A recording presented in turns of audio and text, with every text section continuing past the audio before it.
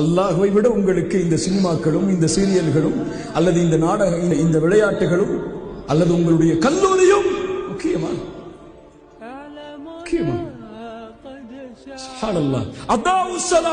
தொழுகையை பாழாக்குவார்கள், தொழுகையை அதனுடைய நேரத்தில் தொழமாட்டார்கள்.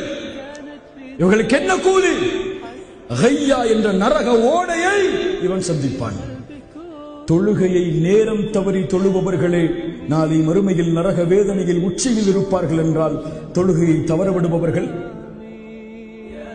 தொழுகை ஏதோ கடமை அல்ல, தொழுகை இறைவனுக்கு தேவை அல்ல.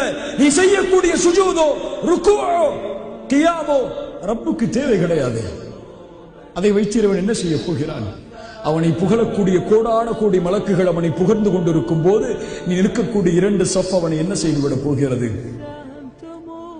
அது உனக்கு, உன் வாழ்க்கைக்கு, உன் வாழ்க்கையின் வெற்றிக்கு, உன் குறிக்கோளை அடைவதற்கு, உன் லட்சியத்தை அடைவதற்கு நீ எடுத்துக்கொள்ள வேண்டிய மிகப்பெரிய மருந்து, ஆயுதம்.